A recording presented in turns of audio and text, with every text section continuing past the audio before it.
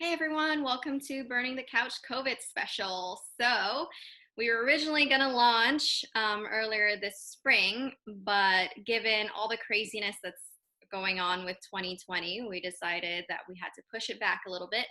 And it felt strange to not speak up about all the issues that's going on this year, so we decided to do a special.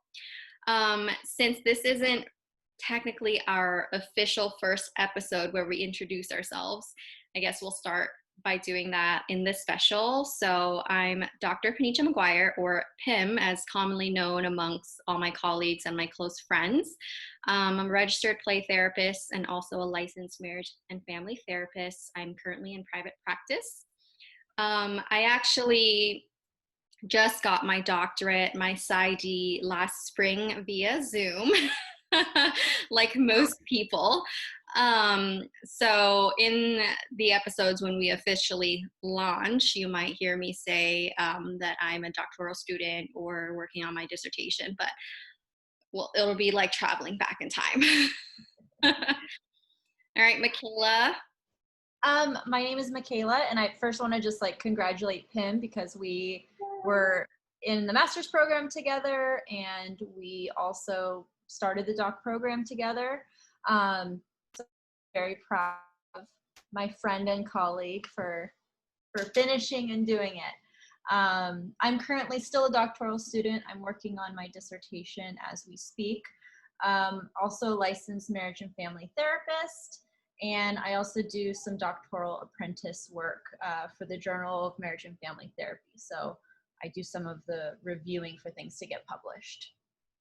And I'm not currently doing clinical work at this moment in time. So we're going to talk a lot about kind of adjusting to life, doing therapy during COVID. So I won't speak from my own personal experience, but things that I've heard other people use or that have been helpful. Also, Pim can really speak to that as well, since she's currently seeing clients via Zoom or teletherapy. So. Yeah. Well, let's get started. I have my drink. I hope you have yours.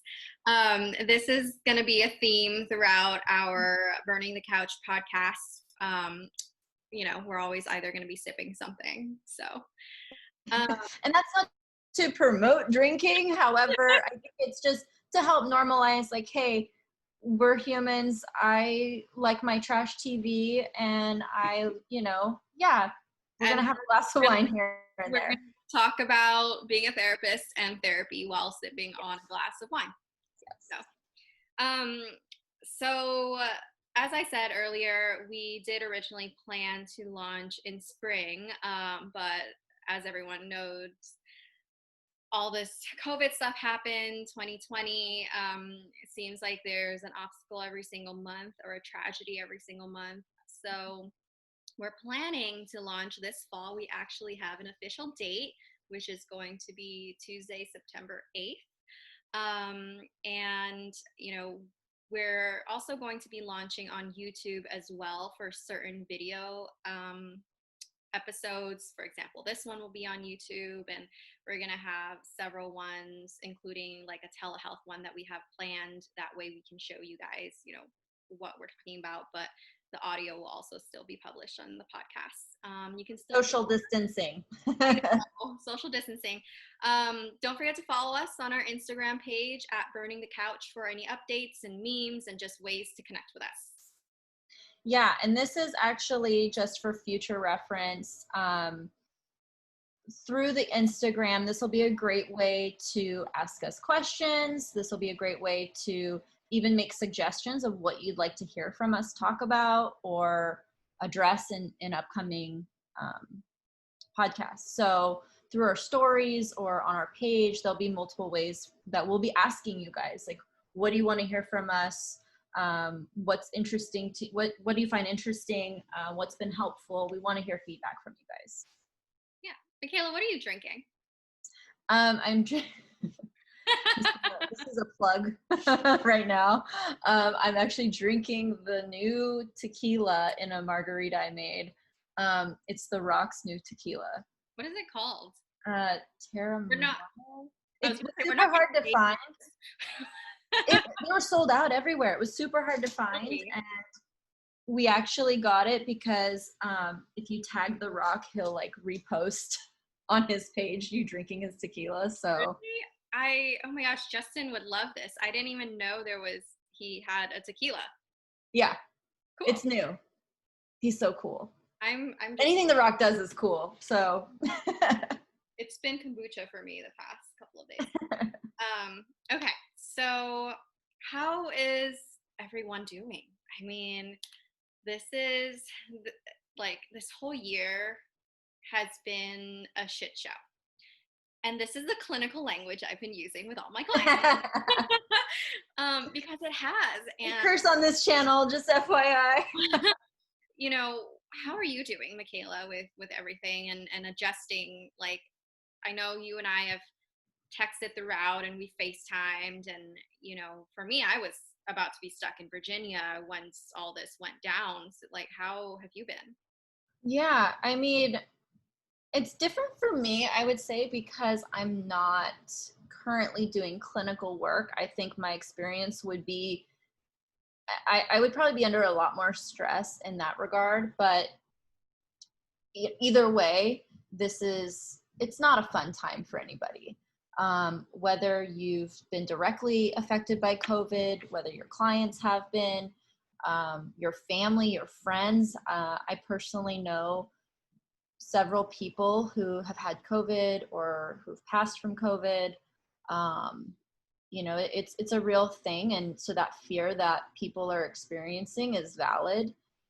And it's like the whole routine has been put on its head, right? Like it's really hard to keep a routine right now, being at home most of the time. My husband works from home, so we're together 24/7. So yeah, I mean, I think it's hard to adjust. And then, I take care of my grandma a lot. So I don't want her going out and grocery shopping if she doesn't have to, because she is high risk. So I've been picking up a lot of the slack doing that. Yeah. Which I'm so thankful that I'm able to do that I live close enough and that I have the time and the means to be able to help her in that way. But I mean, this is real. This is unlike anything we've ever seen.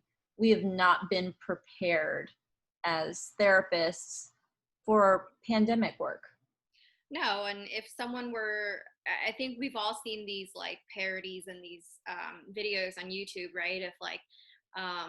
If you were to go back in time and like tell your old self about what's about to happen in 2020, we would just be like, what are you talking about?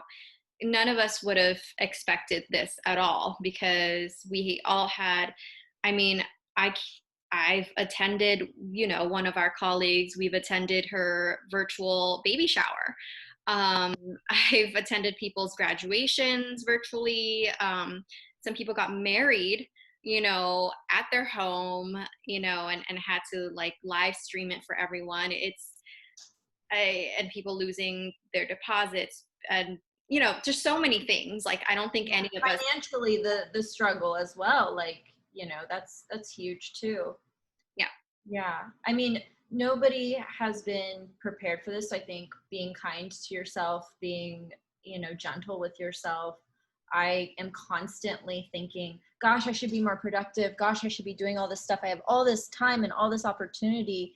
And, I should get all these things done that I've been putting off, or, things around the house, whatever it is. And in reality, I have to remind myself, yeah, but I'm also in the middle of this worldwide crisis in a sense. It makes sense that it's hard for me to do those things right now. It makes sense that maybe my workout routine isn't what I hoped it would be. Right. And I feel really bad about the things I said in 2019. I said some really awful things about 2019 that I want to take back now. And I think one of the things someone said to me, you're not just working from home now, right? You're at home in the middle of a pandemic trying to work. And that really stuck. That really stuck with me. Yeah. That's amazing, because I think everyone's saying working from home, and you have this expectation of what it's going to look like. And if you guys can hear all these dogs in the background, that is my Reality. thing. Um, I'm not going to edit it out because we're real on this show. I live across from the dog park, and some of the little guys there just like to go at it. So, anyway, I understand why too now. So yeah. I think, some people have already been equipped to work from home in the beginning. Like, they were already doing this, and have adjusted to that life. But a lot of us, like you said, we're at home in the middle of a pandemic trying to work. And even if people who are already working from home in the beginning, it's still different. They still don't have prior resources that they used to have. Whether it's, okay, these are my socialization days where I go out and meet with my real coworkers, or whatever it may be, it's still a different time. yeah. And as Even just going to the grocery store is like, it's an outing, it's a task, it's oh my so gosh, we have all our yeah, so much anxiety going to the grocery store. But like you were saying earlier, this is a shift in our field as a whole, where a lot of people are doing teletherapy now. And telehealth has always existed, but now, like, everyone's doing it. I know there are some therapists who choose to do in-person sessions now, and that's their choice. But the majority of us are doing telehealth, and like, it's different.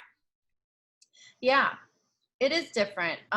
In some ways, I think it's really awesome how we have been able to adapt and be so accessible to so many people. And that it's becoming a little more normalized to do teletherapy, because I think that it's going to be so much easier moving forward, having people be set up for this and be more comfortable with the idea of it. On the other hand, like, it's not perfect. It's not the same as in-person therapy. I would rather see my clients, and I'd rather see my friends right now. I would rather do this in person right now. But it's really awesome to see, like, this is a field that we are going to adapt. And then we're not the only industry that's doing this, right? Even like realtors are doing virtual open houses.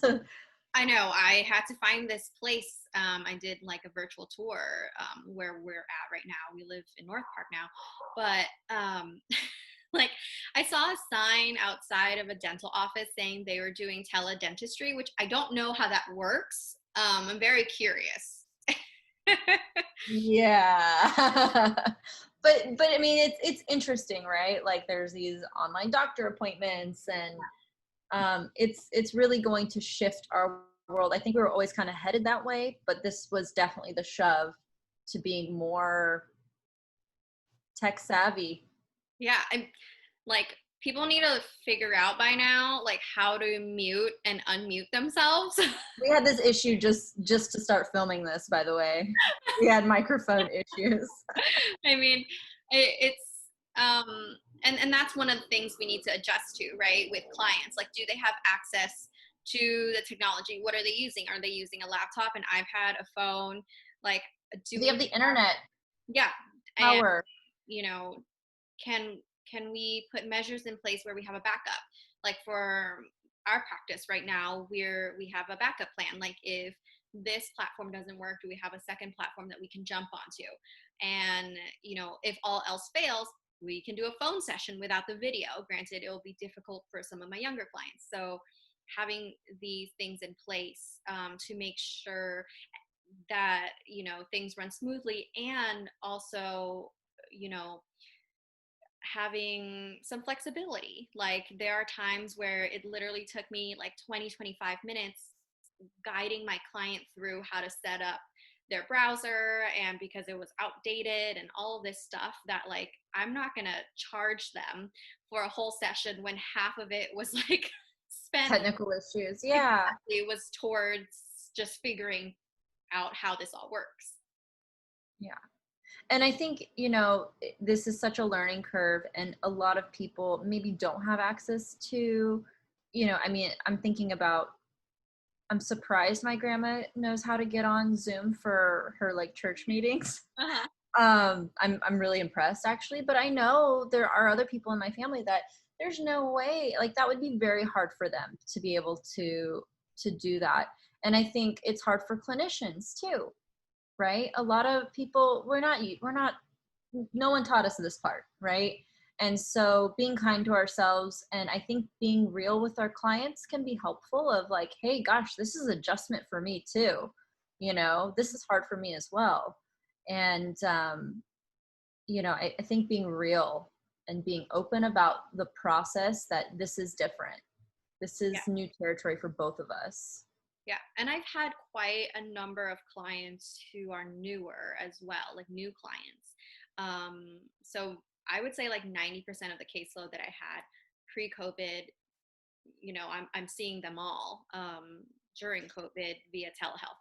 But I do have some clients, maybe like 3 or 4, like a good handful, that are all new referrals that I started seeing via telehealth. And it feels different when you've never met them in person and you're meeting them for the first time online.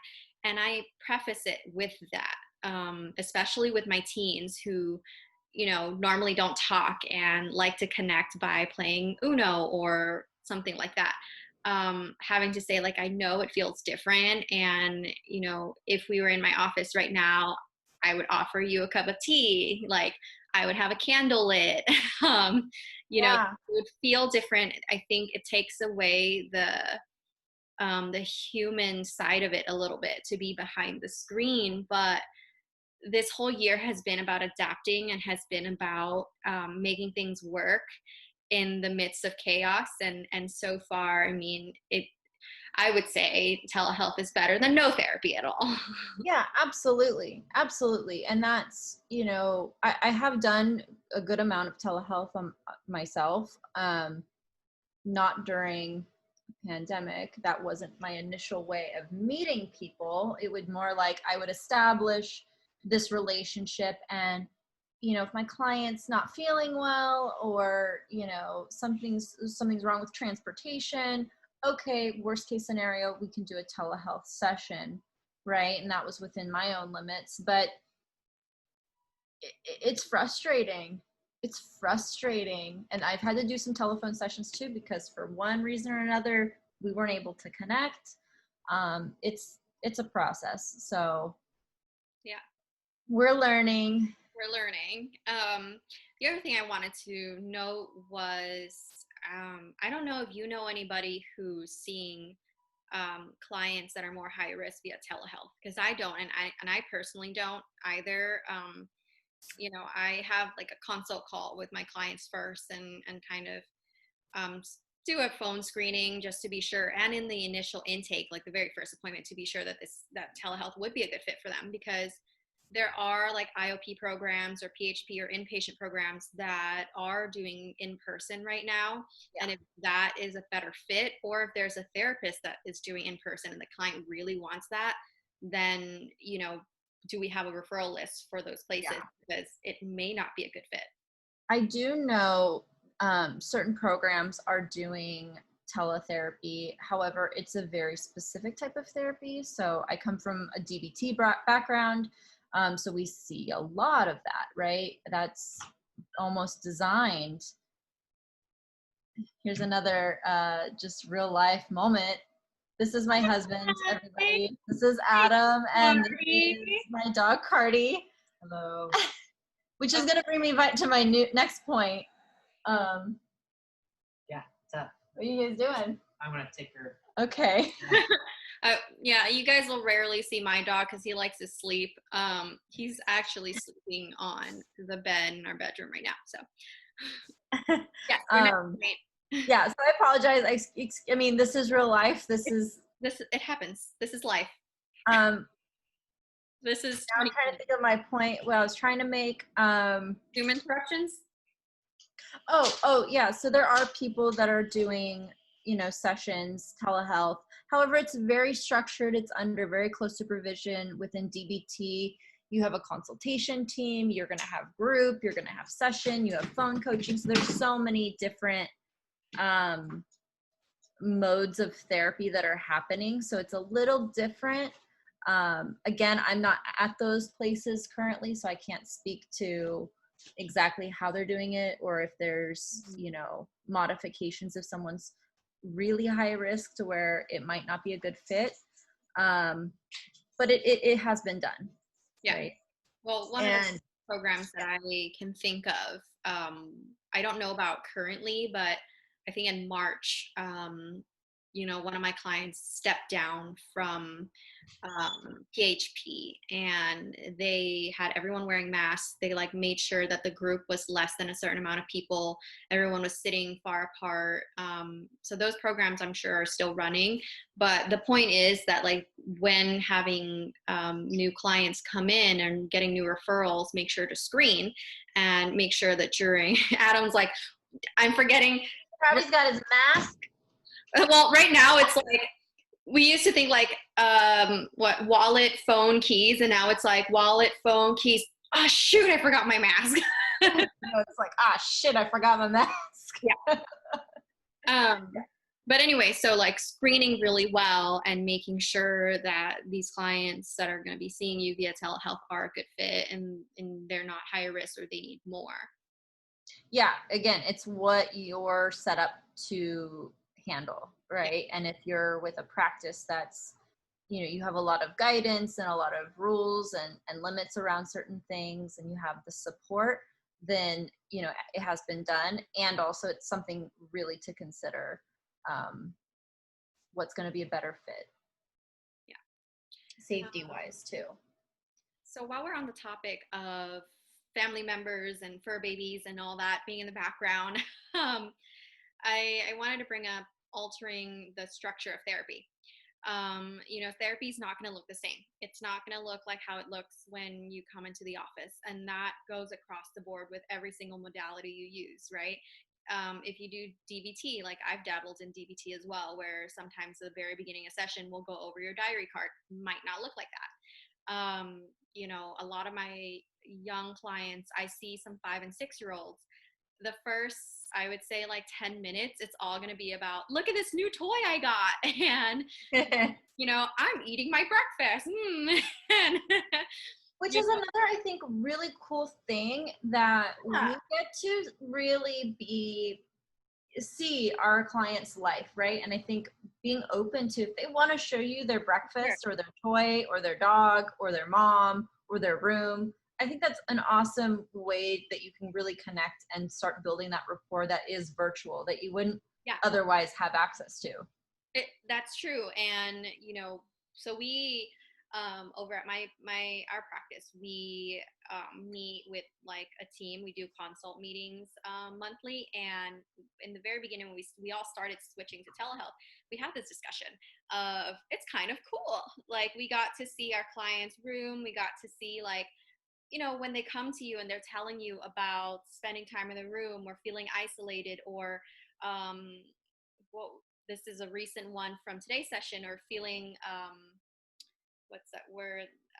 Feeling controlled or feeling like they don't get to express themselves. And you see their room, you see their house, you see the way that some of their family interacts with them, or like mom and dad not giving them space and popping into their room every 10 minutes. Yes, parents, we know that you're trying to snoop into our sessions. You don't have to lie about it. Oh, I forgot something. So, you know, then you get to see in real time, make these observations about what our clients are going through. Go ahead. I'm sure that's like helpful in certain like behavioral things that happen, or things that happen in the home that you're not necessarily seeing when you're in a really controlled environment like an office, right? It's like, oh, my little brother came in and, you know, took my toy during session or something, and like, oh, what an opportunity, right?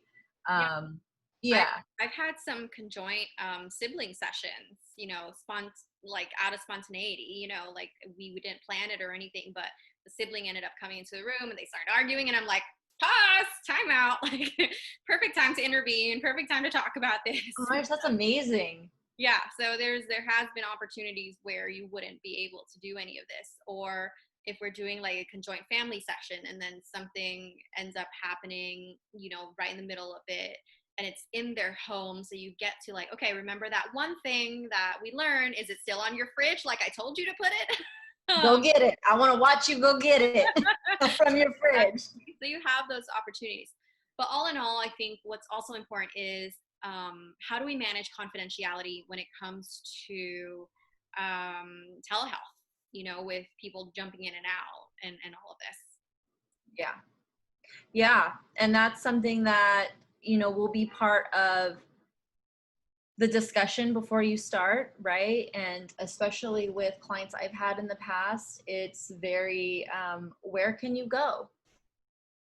Where can you go that it's going to be confidential or as confidential as possible, right?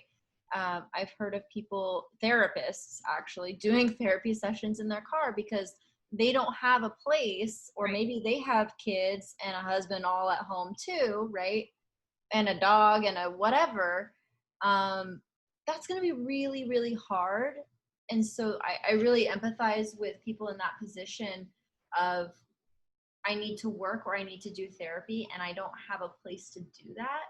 Right. And I know a lot of people go to their cars for their appointments because that's I know therapists who have to do it in the bedroom. I personally, when my husband is home, we live in a small 1-bedroom apartment, so I have to do it in the bedroom when my husband is home, and making sure that either he has the TV on or I put some kind of sound thing outside the room to have confidentiality. And Micaela, you've seen my place virtually, so virtually. Yeah, like our closet connects to the bathroom, which connects to the bedroom.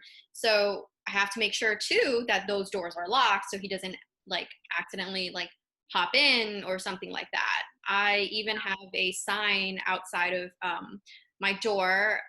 I wish I have the seller's name, but I got it on Etsy, that says, "We're working from home. Please do not knock. Easily distracted pets inside," which is true because I've had people like knock on my door and then my dog goes crazy and my client's in the middle of something super vulnerable. But again, this is the human side of it of, I'm so sorry, the mailman's here or Amazon knocked on my door. Like, it's just part of working from home, that we all have to be flexible with. But maybe we can put the seller of that, if anyone's interested, maybe we can put that in the link if we can find it or something similar. Nice. But even for clients, having that discussion with them and for my teens and my little ones as well, I tell parents like, we can schedule a parent session, we can schedule a family session, all of this. However, I would still want to maintain the privacy that we had when I was seeing your kid in the office. Like, is there a room where your kid can stay in? Is there like a spot in the house? And sometimes my little ones are used to this where, my 5 or 6-year-olds, they want to show me their garden or they want to show me their breakfast or something. And that's fine. Like, we'll kind of ease into it. And then I'd be like, okay, now it's time to start. What's a good spot to go where it'll just be you and me? That's so cute though. It is. Also, I show Pim my dinners. Whenever I cook my dinner, I'm so proud.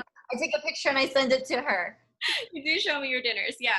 I'm learning a lot about cooking during this quarantine, so yeah. Very proud as well. I think that's really cool. I think that's a really awesome experience. This sucks in so many ways. I think we can all say that, but there are moments that we wouldn't otherwise have, right, with our clients or in our own life, that it wouldn't be possible, right, without what's going on. Not saying it should happen, but looking at, gosh, these are maybe opportunities. Yeah. Right? It's not maybe better or worse, but it's different. And I'm having different opportunities, different ways of engaging. It's going to require different interventions, which we're going to have a whole episode on how to do telehealth interventions and what's been helpful and what would work, or ideas that can maybe help some of you. I think even with the little ones, that's been something, the ones that don't do talk therapy, We need some ideas.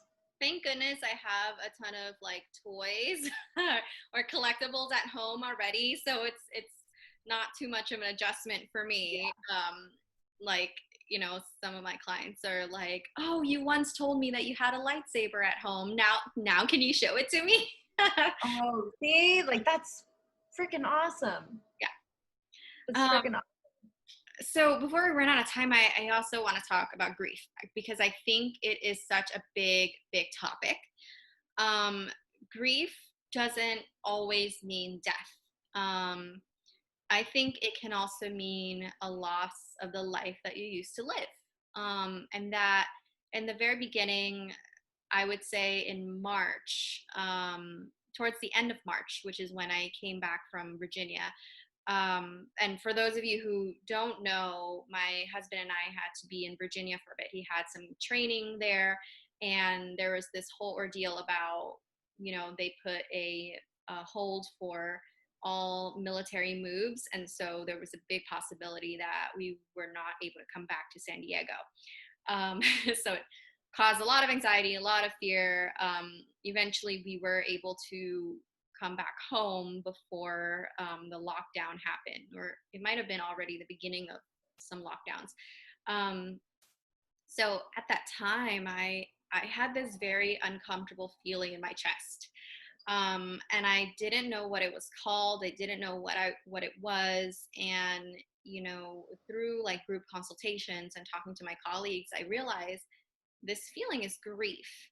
And while I started seeing clients again via telehealth, I think the very first of April, on April 1st, actually, so yeah, it's April 1st, because some clients were like, "Oh, you're coming back on April Fools. Are you sure you're going to be like in the session?" And so, Joke, funny joke. I'm not going to be in the session. I'm going to be in the session virtually. Exactly. So, all my clients had this look in their face and this deep feeling in their chest. And it took a minute for me to adapt to this and realize that this is grief that they're feeling, and helping them process this grief, and talking to them about it. And, if anyone's taken any psychology course, they would know the 7 stages of grief, right? Well, that was created in terms of death, but this isn't death. So how do we deal with this kind of grief? How do we process it? How do we talk to clients about it? And how do we go through something and feel something that our client is also going through? Yeah. Because I imagine that a lot of what clients are bringing to the table, it's like, gosh, I feel that way too. I can't see my friends. I can't see my family. I can't do my routine, right? I can't go out and do the things that maybe make me happy, right? I can't go work out. I can't go see my friends. I can't socialize. I can't go to concerts, right? Or whatever it is. A lot of those things are ways people cope, right? Mm-hmm. And I know my husband loves to work out. That's his thing, and he can't go to the gym. Yeah. We're in California, by the way, so he can't go to the gym. We're closed down. And even if the gyms were open, because they were open for about a month, I see my grandma. So he didn't feel comfortable going to the gym anyway. And that's his main way of like just getting stress out and coping with stuff. So having to really adjust and learn our different coping skills even. Yeah. Because we're a little more limited now. And I think as a therapist, being authentic to your client means a lot. I've had sessions with my clients where I literally have said, I don't know what to say. Yeah. I'm at a loss for words of how to comfort you right now. And yes. we sat there virtually in silence for a minute, and that brought up a lot for my client, and just that in itself is processing this grief, and it's processing what they're feeling, because it's true. I don't know no words right now can help you feel any better. I can guide you through like what will make things less painful for you, what will make it more tolerable for you, and we can do all that. But as a whole, 2020 as a whole and COVID as a whole, there are really no words for it. Yeah. And I think saying that you don't know what to say, I sometimes we don't know what to say as therapists, and that's okay. We don't always have the answer, and we're there to walk alongside our clients, right? We're there to walk with them and not necessarily say something that will relieve them of their pain or their grief or their sadness, and maybe teach them some ways of how to tolerate. But it's that almost like ambiguous grief, right? Because some people are actually grieving of loss, right? People that they've lost due to, but as far as like, I'm losing a piece of my identity, or I'm losing a piece of my life, or whatever it is, it's kind of ambiguous because we don't know when things are going to go back to normal. It's changing day to day. So we really have to, use some acceptance skills of, I don't know what tomorrow's going to bring, and I really have to just go with the flow, right? And that's hard. That's super hard. We have to do that too as providers. Yeah. If anyone has seen, like, has been just watching Netflix in general, I really hope you watch Eurovision. It's been like my Eurovision. I don't know if I've seen that. Oh my God, you have to watch Eurovision. I think I've seen that. Justin and I have been obsessed with it. It's on Netflix. Have to watch it.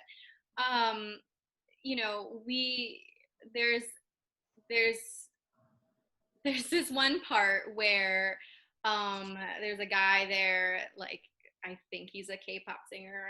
I don't know. I don't want to misspeak, but he was like, gotta go with the flow, yo. And so Justin and I have been like saying that to one another. And, we make a lot of Eurovision jokes at home, but it's finding these small little pockets of joy and like small little moments to kind of get you through the day, as it's been big. Yes. And on that note, I think we should really talk about self-care as a therapist. I mean, as a therapist, as a human. Yeah, like how we're human first, right? Like, one thing I've noticed that's super, super important is if you're inside all the time, you need to go outside. I don't know how else to say this. You need to get some sunlight. You need to get some vitamin D. You need to go outside.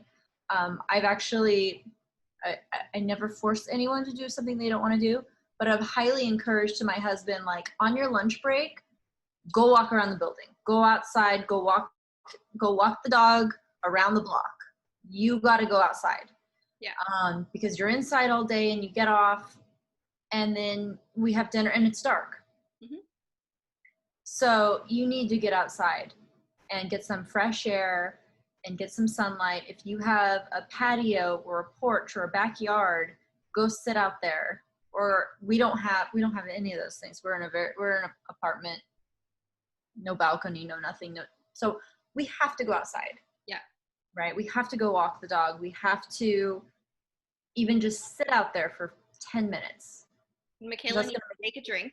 I'm just going to remind you that your drink is probably melting.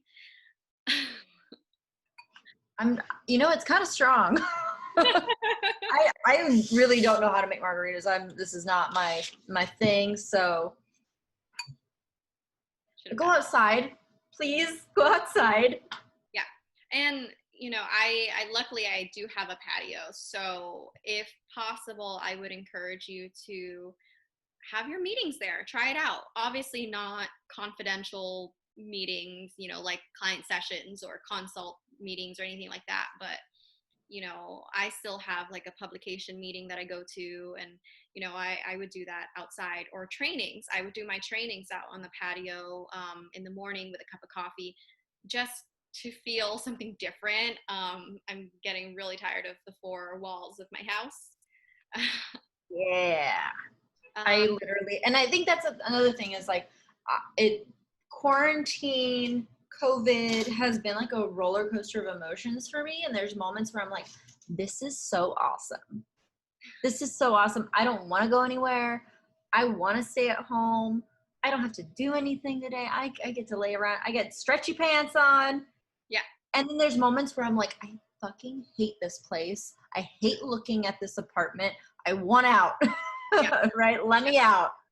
So I think it's a roller coaster of emotion. Roller coaster. There was a meme that my client shared with me about, it might have came from my work first, and then another client shared it with me, but it was about 2020 being like a roller coaster. But it's so true, because in the beginning, I think there were days where I'm like, this is nice. I get to spend more time with my husband, and like, I don't have to sit in traffic to get home, and I can like eat in between my like gap a lot easier, you know? Yeah. The Tiger King stimulus part was real fun. But once like all that died down, then it was like, this sucks. I miss going out to brunch. I miss bottomless mimosas. I miss seeing my family. I miss seeing my friends. I miss giving people hugs, and my love language is hugs. Oh my God, hugs. I know. Just hugs. Yeah. This is an eye-opener. Like, this is going to change us. This is an eye-opener moment in history. The world is in the spotlight right now. Yeah. And I can speak to myself, like, my eyes have been opened to so many things happening in the world. Some of them we're going to talk about in another session. But just because of everything happening, it's really opened my eyes. It's really motivated me in some ways. I like to look at my anger that I have, or my sadness that I have, as this is motivating me to do something. Yeah. Right? So it's valid for you to feel sad and angry and feel the grief and have the fear, be scared, right? Those things are that they're important that we have those. Yeah. Even though they aren't pleasant. Micaela, I'm curious, what self-care things do you do? Besides go outside. Besides going outside, which you've made perfectly clear. I think I do try to incorporate a lot of mindfulness. Y'all are gonna be so sick of me talking about mindfulness. It's gonna you're just gonna be like, God, that's all this girl talks about. I do try to incorporate mindfulness, just in general. And I think and that's something I'm going to have you guys hold me accountable. I need to practice more mindfulness in the recent weeks. Okay. I think that's been helpful.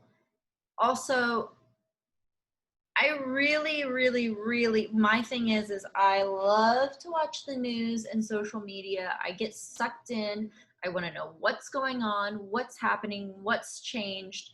And it almost becomes a sort of like obsession where it's hours have gone by and I'm like still reading these news articles or watching these interviews or meetings or whatever. And I need to remind myself, I need to put this away. I need to put the news away. I've read the highlights and what's going on locally. I can put this to the side. I can put some social media stuff aside, right? Because that really, I noticed I get a very physical reaction reading stuff on social media. And I'm sure I'm not the only one. And I notice it and I'm like, oh my God, this is so intense. So I need to take a break from that kind of stuff. I've taken off certain things off of my phone, which can be helpful, certain apps. And I'll watch junk TV.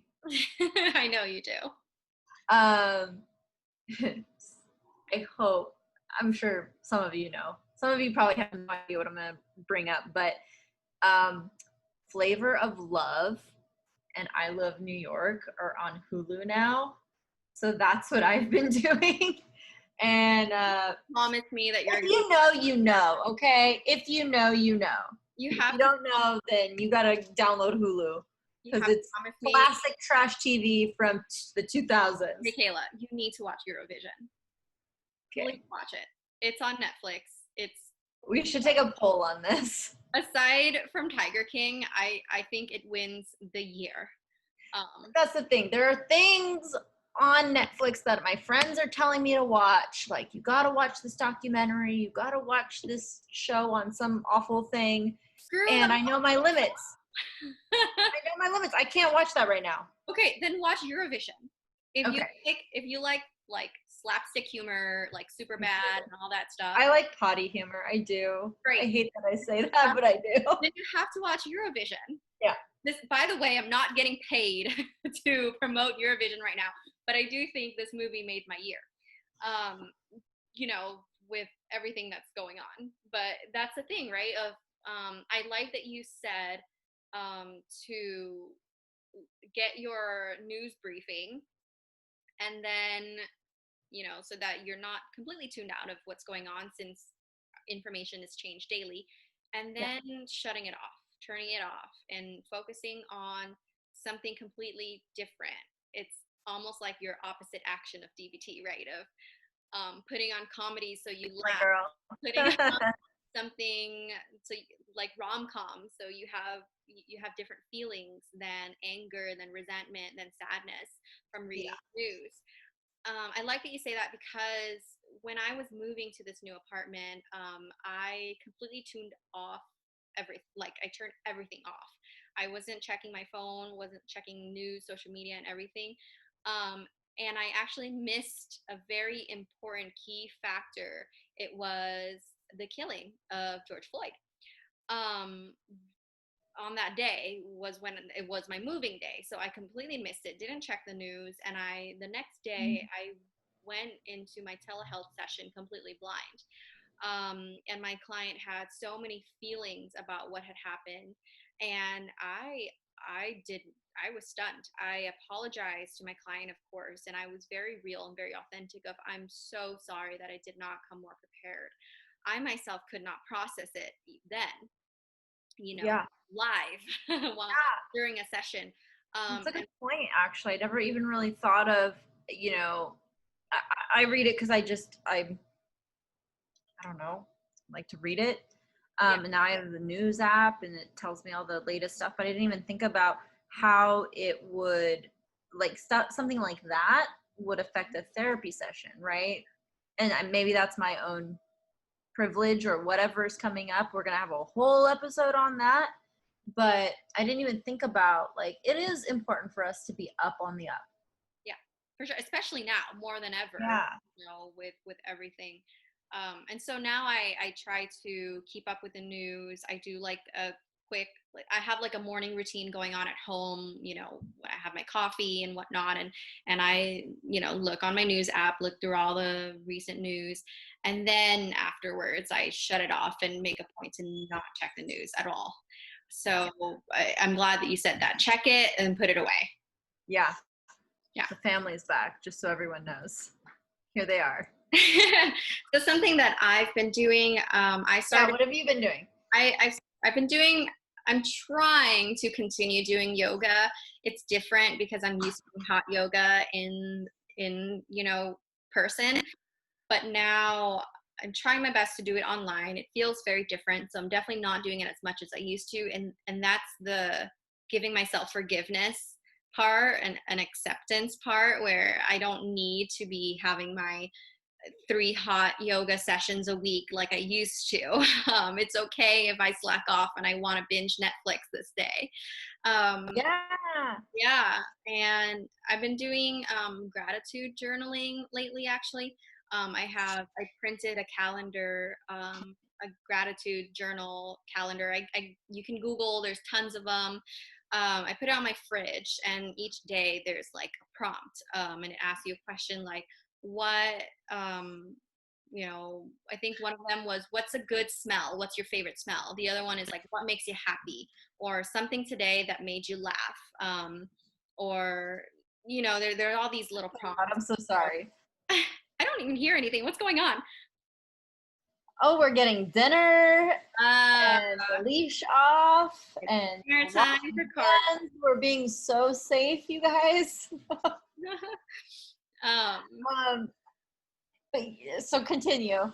yeah, so I've been doing gratitude journaling. It's been nice to think about, each day, like what am I grateful for, and despite everything around, like, and yes, we do need to have an episode on privilege, and I do have a And just like the Black Lives Matter movement and everything. we are doing kind of how we fit into that, and we do have a BLM episode special that will be recorded for you guys. There's so many topics, I think, this year in 2020 that we didn't want to cram it all into one. So this has been based on COVID, and we're catching up with all the other stuff. Yeah. There's so many things going on that really we would do it a disservice if we crammed it all into one. And I think another thing to think about is because of he has pretzels and beer in his hand. He's like running to the bedroom. I think one of the really important things is something that I found helpful, because I see so much negativity on social media, even amongst my friends, right? It's always what's the next crisis, what's happening, what's awful, which I want to read. And also it does suck me in. It gets me down. I feel defeated, right? And so thinking about what has happened or what's been different during this pandemic that has maybe been a positive, or maybe not been terrible, or been something that wouldn't have normally have happened, right, in other circumstances. Yeah. So, I mean, whether it's something small like, oh, well, my commute is a lot shorter now, going from one room to another, or I'm, spending less money, I have more time with my family, I get to learn more about telehealth, or there's less pollution in the world, like whatever it is, try and think of what's happened, that's been a positive from this. And for me, I would say something that's positive that's happened is a lot of personal growth. Right? I've found things that I'm passionate about again, because I've had so many uncomfortable feelings, like grief and sadness, and then a lot of anger, and it's really motivated me to act. Yeah. And so I'm really embracing that, even though it sucks. I don't like it. I don't want it to happen. What I'm taking away is these things are really important to me that I wouldn't have normally thought is important. Yeah. I'll have to dig deeper, and do a lot of like self-growth out of all this. I do want to make a point that I think is very important, is what happens when some like self-care just doesn't make things better for us, Yeah. Because we're in a pandemic. And the other day I was talking to some colleagues, and it was like, no amount of yoga and no amount of music and baths and spa days and walks are gonna make things better. And I think it's important to think about that when we're putting ourselves in our clients' shoes as well, right? We can be preaching self-care all we want, but like, even for myself, no amount of all that is going to make things better. It will make things more tolerable, sure. It'll give me a breather, but it doesn't change the fact that we are in a pandemic, and there's no amount of self-care that can resolve the way that we feel about our life right now. And something that I say to some of my teens, it's I'm not trying to fix this for you. We're not trying the baths and the walks and the music. It's not to, it's not going to take everything away. It's just making things more tolerable for you, make it less painful, make it less hurtful, and almost kind of like putting bandages around you until the world can heal and until we can all have a normal life again. Yeah, I think that's a really important thing. I mean, regardless of whether we're in a pandemic or not, people always say, oh, self-care, take breaks, go on vacation, do these things. And, it doesn't necessarily take away anything. It doesn't necessarily make, it doesn't give us a clean slate. It's temporary relief, I think. It's temporary relief. And so like my trash TV, I get so sucked in and I'm there. Yeah. I'm in the chaos and the drama, and it helps me forget for a very temporary moment in time what's really happening in the world, which is fine. However, I still have to go back to that real world, the reality. This is still reality, and it still isn't pleasant. And I think a lot of acceptance, a lot of mindfulness, a lot of try to find meaning in those emotions that are so uncomfortable. It's okay to have them, and try to find some sort of meaning from them. Yeah. And again, you're still going to feel them. However, it might be, for me, it's more, there's a reason that I'm going through this. There's a reason I'm experiencing this. I'm learning something from this emotional experience. And they're growing pains. Yeah. And I think just accepting that, and knowing that it won't last forever. We're not going to always be in a pandemic, everyone. It feels that way. We will be able to go to brunch. We will be able to have in-person sessions. This isn't permanent, and so how do we survive, and how do we manage? How do we tolerate? What makes it just a little bit more comfortable for us? Yeah. Beautifully said.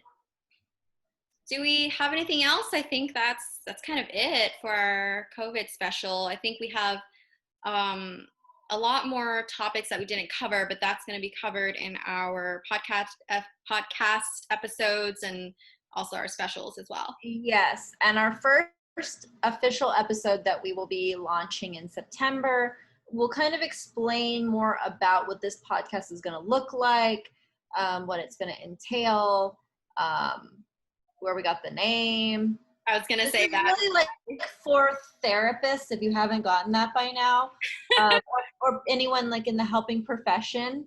Even if you're non-therapists or non-helping professions, I would love to have more people watch this. I think information is helpful for everybody, like mental health and, self-care and grief, and all of this is something that us as humans experience. So everyone is welcome. And that's what the whole point of this is, to really give the human experience of, your local therapist. All right. Well, thanks for listening to Burning the Couch, guys. Be sure to subscribe to wherever you listen to your podcast. It's coming up September 8th. Remember the dates. This episode will be or Labor Day weekend or week. The day after Labor Day. This special will be posted on all our social platforms as well as YouTube. Follow us on Instagram and Facebook at Burning the Couch. And if you have a burning question or comment, email us at podcastbtc@gmail.com. Bye. Bye, everybody.